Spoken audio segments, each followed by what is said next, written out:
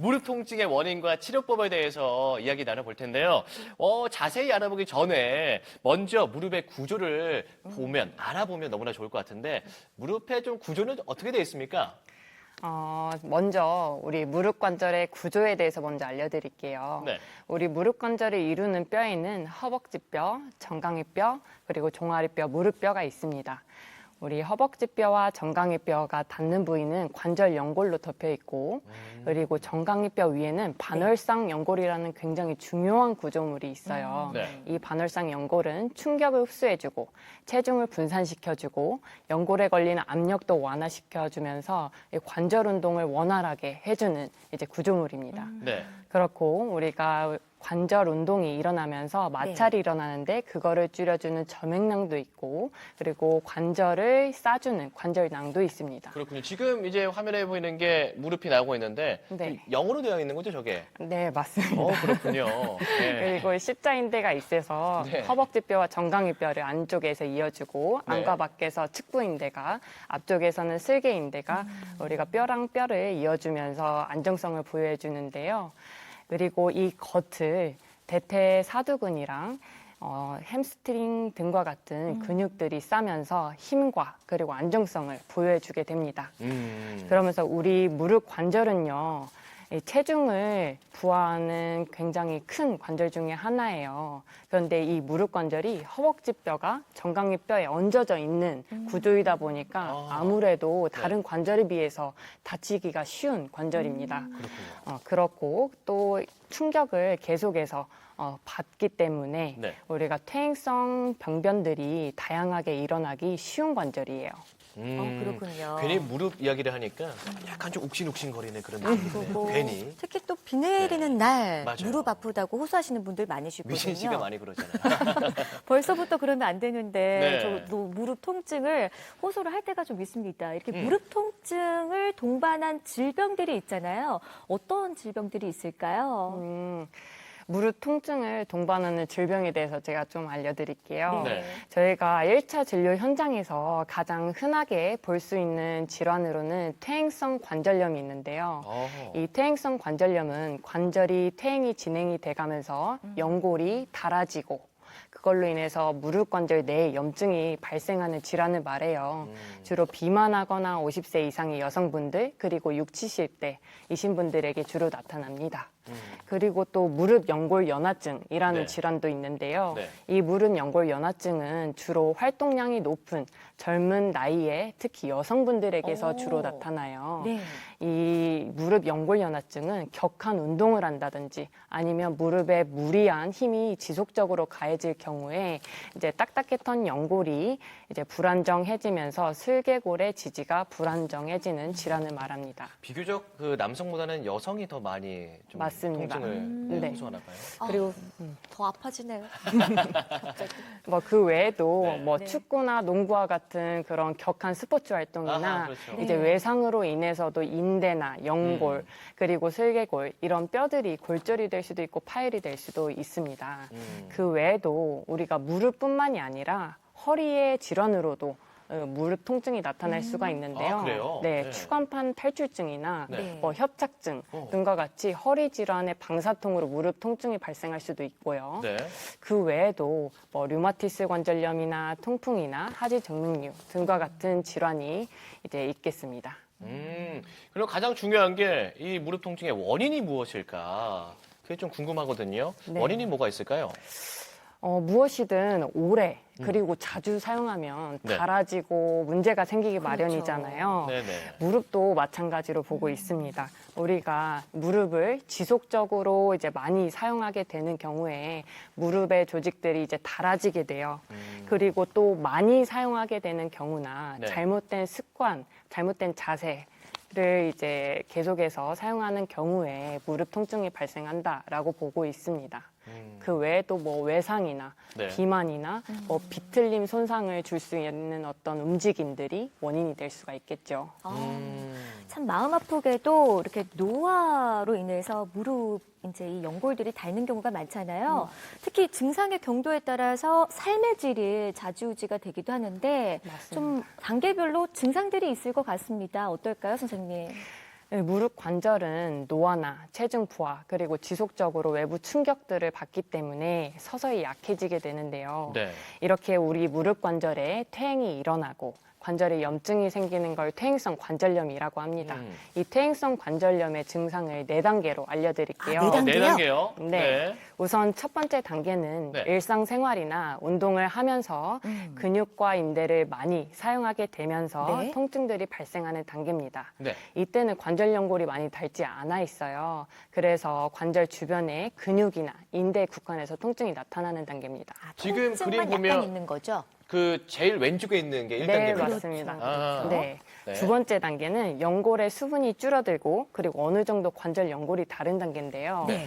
이때는 우리가 관절을 움직일 때마다 통증이 발생하고 붓고 열감이 생겨요. 아침에 일어날 때 빳빳한 느낌이 들기도 합니다. 네. 그리고 이제 세 번째 단계는요. 관절 연골이 더 닳고 변형이 되는 단계예요. 전혀. 네. 네, 이때는 만성 염증으로 이제 통증이 굉장히 심해요. 그리고 붓고 열감이 있기도 하고요. 네. 네. 네. 그래서 무릎을 구부리고 펴기도 힘들다 보니까 무릎을 꿇는 자세도 어렵고요. 이제 다리가 서서히 오다리로 변형이 되어 가려고도 해요. 이제 심한 경우에 무릎에 딸깍거리는 소리도 오. 나고요. 네, 들어봤어요. 네. 어. 그리고 마지막으로 네. 4단계는 이제 네. 관절 연골이 거의 다 닳아서 뼈와 뼈끼리 서로 직접적으로 닿는 단계예요. 너무 아프겠어요. 네, 맞습니다. 쿠션 역할을 하던 연골이 없어지기 때문에 이제 걷는 것만으로도 굉장히 심한 통증을 발생하기 때문에 일상생활에 굉장히 힘들어요. 그래서 다리 변형도 이제 굉장히 심하게 오는 단계로 오다리나 개다리가 나타나게 됩니다. 네. 저희가 단계별 무릎 통증 4단계를 이렇게 알아봤는데요. 무엇보다 치료를 잘해야 되잖아요, 원장님. 맞습니다. 어떤 치료법이 있을까요? 이 무릎 증상의 정도나 손상 정도에 따라서 다양한 한방 치료법이 이제 생각해 볼 수가 있겠는데요. 한방 치료요? 네, 맞습니다. 이제 무릎 관절 주위의 근육이나 인대를 강화시키고 네. 혈액순환을 촉진시킬 수 있는 침 치료와 약침 치료를 먼저 생각해 볼 수가 있겠습니다. 그리고 침 치료는 최근에 이제 무릎 연골을 재생할 수 있는 효과가 있다는 연구도 보고되고 있어요. 네.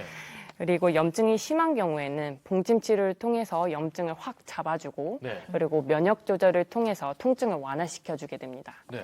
그리고 무릎 관절을 따뜻하게 해서 혈액순환을 촉진하고 퇴행을 억제를 해서 퇴행성 관절염을 악화되는 것을 막아주는 우리 한약 치료도 있어요. 오늘은 그냥 무릎 통증을 완화하는 방법 중에 좀 한방으로 치료할 수 있는 방법을 저희가 알아보고 있죠. 네. 자, 질병에 따라서 관리하는 방법도 여러분 많잖아요. 좀 어떻게 구체적으로 관리를 할 수 있을까요? 일단 모든 무릎 질환을 통틀어서 가장 중요한 것은 허벅지 강화 운동입니다. 무릎 주변 근육이 강해지면 부상도 당하기가 쉽지 않고 네. 그리고 무릎에 문제가 생기더라도 증상을 완화해줘요. 음. 대표적으로는 평지 걷기, 걷기 네. 운동. 네, 그리고 자전거 타기, 수영 등이 있어요. 네네. 그런데 이제 등산이나 달리기, 줄넘기 등과 같은 운동은 무릎 관절의 충격과 부하를 좀 가중시킬 수가 있기 때문에 네. 무릎 통증이 있으신 분들에게는 추천드리지를 않고 있어요. 운동 그렇군요. 자체는 좋지만 무릎 관절에 충격을 좀 가할 수 있으니까 조심하셔야 될 분들은 하지 않는 게 좋네요. 아, 네, 맞습니다. 그리고 퇴행성 관절염이 있으신 분들, 연골 손상이 있으신 분들, 고령분이신 분들은 이제 수영이나 수중 걷기를 추천해드리고 있습니다. 또 질병 유행에 따라서 또 여러 가지 방법이 있을 것 같은데 네, 또 소개 좀 더 맞습니다. 해주세요. 찜질을 또 해볼 수 있는 방법이 있는데요. 찜질이요? 네, 오. 만성 통증에는 따뜻한 찜질을 그리고 다치거나 우리 외상이 있다든지 아니면 무릎이 갑자기 부어오르는 경우에는 차가운 찜질을 해주시는 게 좋고 네. 적절한 치료를 반드시 바로 받는 게 중요합니다. 그리고 습관 관리도 저는 중요하다고 생각을 해서 환자분들에게 네. 이 자세는 반드시 피해라라고 어. 하는 자세를 3가지를 알려드리거든요. 저는 많이 중요한 들었던 게 거네요. 그 우리가 흔히 그 앞바다리라고 하잖아요. 맞아요. 그게 정말 안 좋다고 하더라고요. 어. 맞아요. 네. 저는 또 하나 들은 것 중에 쪼그리고 앉는 자세? 네. 그 자세는 뭐 하지 마라, 피해라 맞아요. 이런 말씀 많이 하시는데 맞아요. 맞나요? 네, 맞습니다. 방금 말씀드렸던 앞바다리 하는 자세, 쪼그리 앉는 자세, 그리고 무릎 꿇는 자세, 이 세 가지는 꼭 피하라고 저는 환자분들에게 얘기를 드립니다. 근데 그래서 그거 할 때마다 엄마랑 싸워요. 엄마 쪼그리고 앉으면 안 된다니까 이러면서 막 싸우고 그러거든요. 맞아요. 진짜 안 좋다고 하더라고요. 맞습니다. 그리고 또 무릎 통증이 있는데 과체중이신 분들은 체중 관리도 잘 해주셔야 되는데 우리가 10kg가 증가할 때마다 걸을 때 30kg에서 60kg 정도 하중이 더 걸린다고 해요. 와. 그리고 이제 비만은 염증을 유발하기 때문에 네. 퇴행성 관절염을 더 악화시키거나 더 문제가 생기게 만들 수 있습니다. 그리고 무릎 관절은 온도 변화에 굉장히 예민한 관절이기 때문에 요즘처럼 일교차가 큰 날씨에는 보온에 좀 신경 써주시는 게 중요할 것 같습니다. 그렇군요. 네. 저희가 다이어트를 해야 하는 이유가 하나 더 생겼습니다. 그렇습니다. 근데 가을인데 어떡하죠? 그 건강한 무릎 관절 관리를 위해서 이제 증상이 나타나기 전부터 잘 챙기는 게 무엇보다 중요할 텐데요. 제때 치료를 받지 않으면 합병증이 따라오기 마련일 텐데 우려되는 합병증이 뭐가 있을까요? 일단 앞서 말씀드렸듯이 우리 무릎 관절은요, 충격을 계속해서 흡수를 하고 체중 부하를 하는 관절이에요. 그래서 일단 손상이 발생이 되면 네. 일상생활 중에 점점 더 손상이 진행이 될 수밖에 없어요. 이거는 퇴행성 관절염으로도 이어질 수가 있거든요. 네. 그래서 이런 경우에 무릎에 관절 운동 장애가 나타날 수가 있어요. 이제 심한 경우에는 무릎이 구부러진 채로 굳어져서 무릎을 구부리고 펴기가 좀 힘든 정도로 심한 관절 운동 장애를 남기기도 합니다. 네. 또 이제 관절 연골에 손상이 오고 관절이 변형이 되면서 비정상적인 보행을 할 수도 있어요. 그러면 우리 척추신경에 무리를 줄 수도 있습니다. 그렇군요. 자, 이제 마지막 질문 드리겠습니다. 마지막으로 강조하고 싶으신 말씀 있으시면 좀 당부해 주세요. 요즘 부쩍 추워지면서 일교차가 커지고 있는데요. 무릎 관절은 이럴 때 주변에 혈관이 수축하면서 뻣뻣해지게 됩니다. 그러면서 유연성이 떨어지면서 무릎 관절을 굉장히 다치기가 쉽게 되는데요. 가을철 산행하시는 분들이나 다양한 야외 스포츠 활동을 즐기시는 분들은 운동하기 전에 준비 운동을 꼭 해주시는 게 중요하고, 그리고 요즘 같은 날씨에는 보온에 꼭 힘써 주시길 바랍니다. 그리고 운동 중에 통증이 갑자기 발생하시면 곧바로 치료를 하시는 게 좋을 것 같습니다. 또 이런 무릎 통증은 우리가 50대 이상부터 발생한다고 생각을 하는데 요즘 젊은 연령층도 외상이나 운동, 그리고 잘못된 자세로 무릎 통증들이 많이 발생하시거든요. 그래서 이런 무릎 통증이 발생하면 제때 치료를 해서 퇴행성 관절염으로 이어지지 않도록 주의가 필요하겠습니다.